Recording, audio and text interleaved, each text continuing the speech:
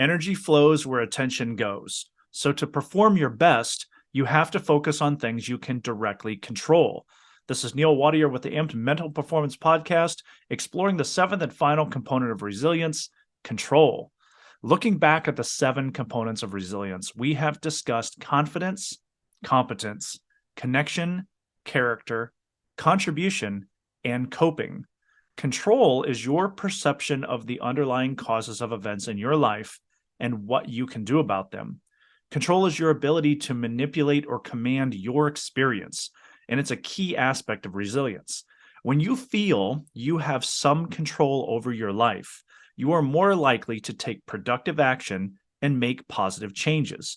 Building control means setting goals, taking action, and learning to manage and influence the things that impact your life. There are 2 primary perspectives people have about control. You can have an internal locus of control or an external locus of control. A heavy emphasis on internal locus of control leads people to believe that events occur because of their own behavior, as opposed to an external locus of control where people believe events are dependent upon luck, chance, or other people. Athletes with an external locus of control often externalize causes of failures.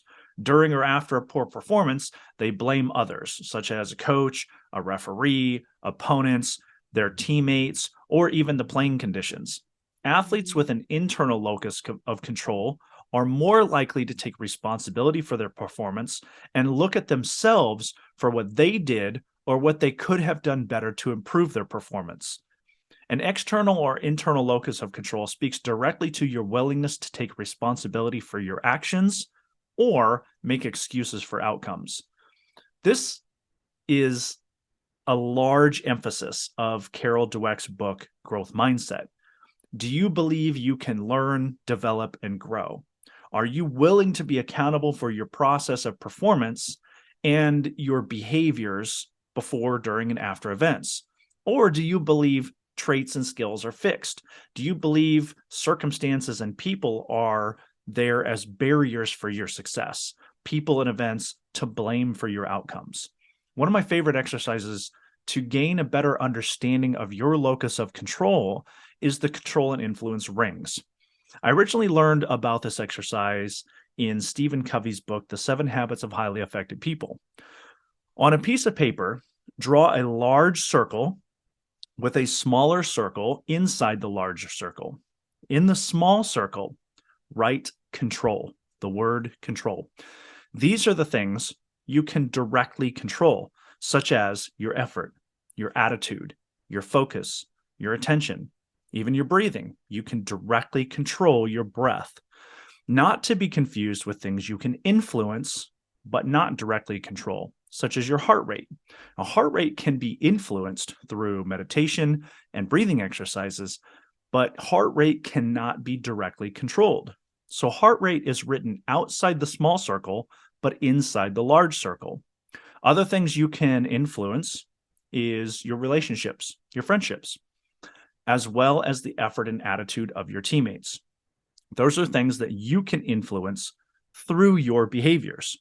Now, the largest area, the space outside the large circle, includes all those things you can't do anything about. Playing conditions, such as weather or condition of the playing surface. The goal of the locus of control exercise is to help clarify where you must place the majority of your energy and attention in order to experience your greatest performance.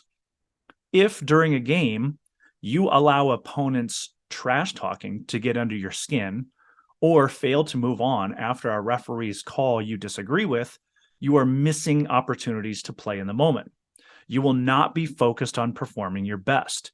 You will either begin to make excuses based on things outside your control, or you will lose sight of those things where you have the greatest control, such as your attitude and your effort.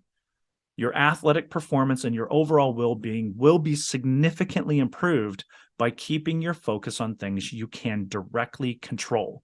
By controlling the controllables, you will have a greater impact on those things you can influence and are less likely to be distracted by the things you can't control or influence.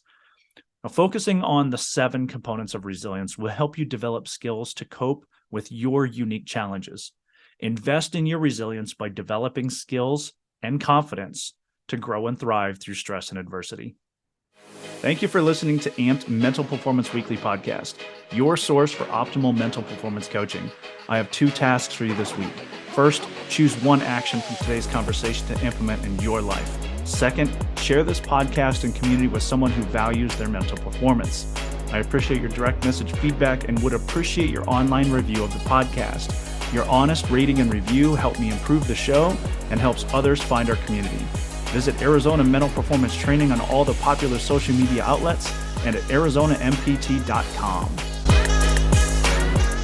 Optimal performance requires deliberate mental skills training. You don't get better by accident, you get better by intention. You don't rise to the occasion, you fall to your level of training. Are you ready to become deliberate with your mental skills, to live with intention, to train with a purpose? Stop playing games and train to become a champion. Check out the AMPT weekly newsletter. Registration link is in the show notes or at ArizonaMPT.com. Check out 2 great options for you to work with Arizona Mental Performance Training. First, powerful one-on-one mental performance coaching customized to address your specific performance challenges. Second, the AMPT Foundational Course, self-paced online mental performance training through the AMPT Learning Academy.